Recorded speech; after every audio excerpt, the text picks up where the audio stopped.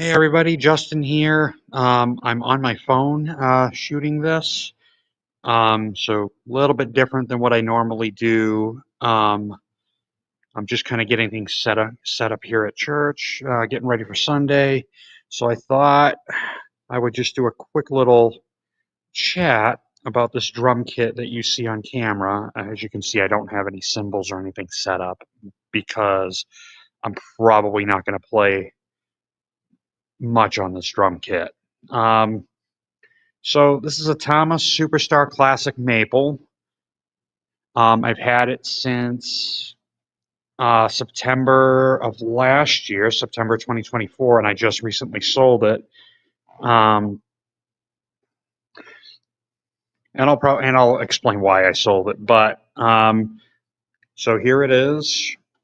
This is the Sapphire Lace Bark Pine finish. If I zoom in, if I bring my camera in, you can see it's a really nice finish on this drum kit. Um, I have some stuff I like about the kit. I have some stuff that I don't like.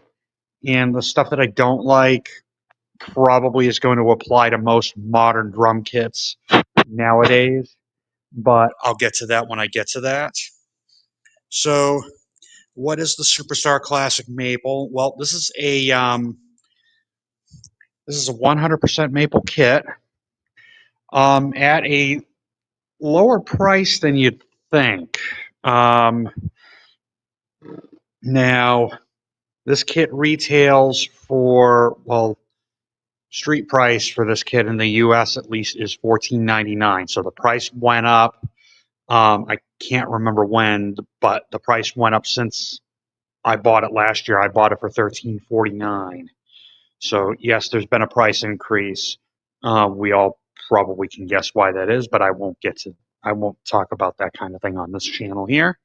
So anyway, we have a 7-piece kit. It also comes in a 5-piece, I believe. And we'll just talk about what you're getting here. It's sold as a shell pack, so you are just getting drums when you buy this kit. You're getting drums and you're getting the mounting hardware. So we've got a tom clamp here that goes onto your cymbal stand. Obviously, cymbal stands and things like that are going to be sold separately. You have a double tom holder, a rather nice one. I've always liked Tama's hardware. Very good quality hardware. Mm. And then as far as the drum sizes, you have a 6.5 by 14 wood shell, all maple. Like I said, this kit is 100% maple. You have a 14 by 6.5 snare. And I got a stick right here so you can kind of hear it. It's probably going to sound horrible on this on the microphone that's on the phone, but I'm barely hitting the snare, by the way. We have an 8 by 7 rack. We have a 10 by 8. We have a 12 by 9. And then for floor toms, we have a 14 by 12 and a 16 by 14.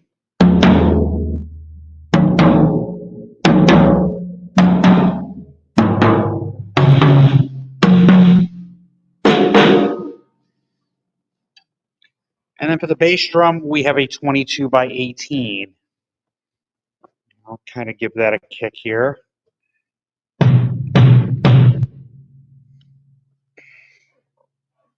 So that's pretty much what you get here. Now, what other features do we have? Well, we've got some pretty professional features on, I would say, for $1,500, I would maybe call that the top tier of, say, a semi-professional kit or the bottom tier of the professional level. But for $14.99, you're getting 100% maple shells, like I've said. You're also getting suspended mounts here. These are called star mounts. Now that's at least what Tama calls them. You can see right there. There we go. I prefer the StarCast mounts that they used to have on the Star Classics myself. The difference is the StarCast mounts clamp onto your hoops, like onto the sides. These, they're just basically hanging. You can see they're just kind of floating here via the tension rods here. Now, there is a minor drawback to that. You might get some rattling depending on how you have your toms angled, but if you can kind of get past that and find an angle that works for you, there shouldn't be any rattling from these mounts. But like I said, they're just floating. They're just kind of hanging on the tension rods here. There is some rubber right underneath the top, right underneath the bottom of the rim here.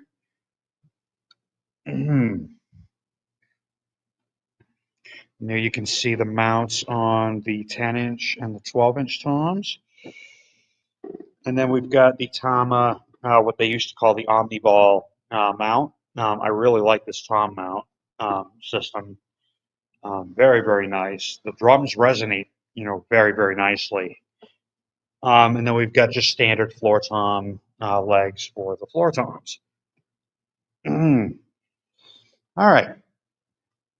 So, what do I like about this kit? Well, I do like the fact that they're 100% maple shells.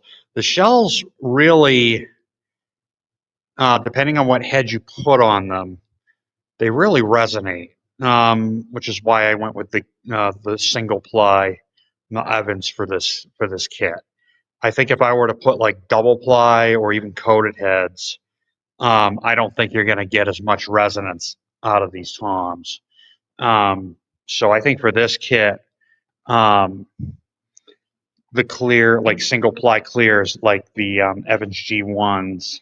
I'm an Evans guy. I'm not a big fan of Remo heads. Uh, there's some brands that I'm pretty loyal to when it comes to drum stuff. So I do have we do have a stock head here on the snare. I can tell you the stock heads sound okay. So they're ready to play right out of the box. You're going to want to replace them. You're going to want to replace them sooner than later because they don't really last that long. Matter of fact, I think I replaced the tom heads probably back in either March or April. So So I got maybe about, I'd say I got like 6 months out of the stock heads, but I haven't had the time to sit down and really play this kit the way that I would want to. So that's probably why the stock heads lasted so long. We still have the stock heads on the bottom of the toms, on the snare, and also on the bass drum. On the bass drum, the stock heads are perfectly fine. Like I said, I can get a nice punch out of that bass drum, and there's nothing inside the bass drum either. So I can get a nice thump out of it. It doesn't ring out too much. It sounds like a bass drum should sound. Like I said, there's nothing in it. It has to do with the type of heads that you're using, and also the tuning has a big factor in the way you get that sound. You do want to get the back head as loose as you can. This is what I do. I mean, there's 100,000 different ways to tune an acoustic drum kit, but what I do is I get the back head as loose as I possibly can right before the head starts to wrinkle, and then you want your front head a little bit tighter. That's what's going to give you a nice bass drum sound. If you're not quite getting that with the stock heads, you might go for an Evans EQ3, or if you want a little more control, you might try an EMAD, which basically has an externally mounted dampening system. Those are what I use on my Pearl kit, my 1980s export kit, and I've got them. I've got everything coated on that kit. Sounds absolutely beautiful. So We talked about the things that I like about this kit. I like the 100% maple shells. I like the tom mounts, the hardware. The snare is exceptionally nice for this price point. Like I said, it's a 6.5 by 14, but it's a 100% maple snare. Now let's talk about the things that I'm not a big fan of. I'll start with the floor toms, particularly the 14. The legs on the 14-inch floor tom here, and this is a 14 by 12. So these I think are one size above what we would call fast toms, which I'm not a fan of, and I'll explain why in a little bit. But the floor tom legs for the 14 by 12 are rather short. Actually, they're the same legs on both floor toms. So if you're a tall drummer, or if you like to set up high and you go from your snare drum to your floor tom, you're probably going to be bumping into your leg a little bit. Like, you know, your right leg is going to be getting in the way, or your left leg if you're a left-handed drummer. So that kind of, you know, stuff could happen. If you're trying to chat with me, I don't quite see, I can't see the chat, like I said, because I'm on my phone right now, but I'll respond. If you leave any comments in the chat, I'll respond afterwards, after the video goes, you know, live after I end it. But yeah, the floor tom legs could be a bit longer, you know, all the way around, because I'm about 5'11", 6 feet, and I sit rather tall. Not too tall where I might, you know, have some problems with, you know, playing the bass drum, but I find that, you know, my right leg gets in the way of going from the snare to the floor tom. So what I wound up doing before I sold this kit was I ended up grabbing some floor tom legs from my late 90s Tama Swing Star kit, which has a 16 by 16 floor tom. Yeah, so the floor tom legs could be much, much longer. You know, that way you've got more room to adjust some things. Now, the big elephant in the room, the drum sizes. I would say that it's safe to say that modern drum sizes and I just don't get along. By that, I mean we've got shallow toms, but we've got a very deep bass drum. And in my ears, there's the way that they're, you know, tuned. I don't hear a balance between the kick drum and the tom. I don't hear a balance with the kit that way. I prefer a shallower bass drum, like a 16-inch depth, which is why I love my Pearl exports. And I prefer deeper toms. And the reason is I like my toms tuned very low. I don't like them, my ears don't like them tuned up high. Now, I'll hit these again. That one I don't have a problem with. It's an 8 by 7. An 8 by 8 would be nicer, a square size tom. This one I don't have a problem with. This is a 10 by 8. Now, I can get the one on my Pearl, my export kit, which is also a 10 by 8. I can get that tuned even lower, but the reason is I have 2-ply coated heads on the top of those toms, but I've got 1-ply coated on the bottom. So yes, heads can make a difference. Yeah, heads can make a difference with how much room you have regarding the pitch of your drums, how high or how low you want them tuned. I like mine tuned as low as I can possibly get them. Now, here's where I've got the problems. 12 by 9, I prefer a 12 by 10, and I can get it tuned a lot lower. A 14 by 12 for a floor tom, that's a rack tom. I'm sorry, Tama, and, you know, Gretsch and Ludwig and basically anybody that's going along with these drum sizes. That's a rack tom. That's not a floor tom. The 14 by 12 on my Pearl kit is a rack tom. And then 16 by 14, That should be a 16 by 16. I'm sorry. Um, but that's just me. Now, here's the other thing. Um, I think if these toms were a little bit deeper, I'd be able to get them tuned as low as I like them, even with single ply clear heads on them on the top and the bottom. Um, that's just how it is. And again, the bass drum is too deep. It's too much for me. It's a 22. I'm okay with I'm okay with a 22. I mean, I like a 20, but that's just me. But I don't like the 18-inch depth. It's too big. And before anybody says, "Oh, why don't you just put a pillow or put something inside your bass drum?" I don't like that either because I don't like the way it feels on the bass drum. When you start putting stuff inside the bass drum, it does change the feel, the way it feels under your foot, when you're playing it. The only time I do put anything in this bass drum is when I'm recording and I want to get the bass drum smaller, a little more quiet, and a little more microphone friendly. I think I've talked about that in a couple of other videos, but that might be something I could talk about another time. A bass drum should sound good with nothing in it. This one sounds good. It's not my flavor though. And again, I wish it was a 16-inch depth. So 22 by 16 um, would be ideal for me. I prefer a 20-inch bass drum, 20 by 16. That's actually the kit.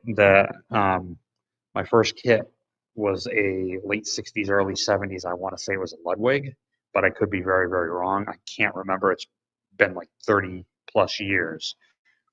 But I believe that had a 20 by 16 kick, uh, 14 by 5.5 snare, and just one rack tom. And I think the rack tom was a 9 by 13 or a 10 by 13, something like that. But here's the thing, those are vintage sizes. And you know what? I'm okay with those on a vintage kit if the bass drum were a little bit smaller. But on a modern kit with a deep bass drum and shallow toms, just it doesn't balance right for me. So for those reasons, you know, I'm not saying this is a bad kit. This is a good kit. It's a very good kit. It's just not my flavor. So if I was going to rate this out of a 5-star review, I would probably rate it a 3 or a 3.5. I think if they were to add an inch to the depth of that 12-inch tom and make it a 12 by 10 and add a couple inches to these toms here, make that a 14 by 14 and a 16 by 16. I think even making that a 14 by 14 would give you a little more height on the tom. I mean, like I said, right now it's sitting a little low. And if they're not going to do that, at least give it some longer floor tom legs. So if you're a tall drummer and that's sitting a little low, my advice would probably be well, there's a couple things you could do. You could find a set of floor tom legs that'll fit this, but they're a little bit longer. The other thing you could do is see if you can get a hold of a star mount like this and just make it a rack tom.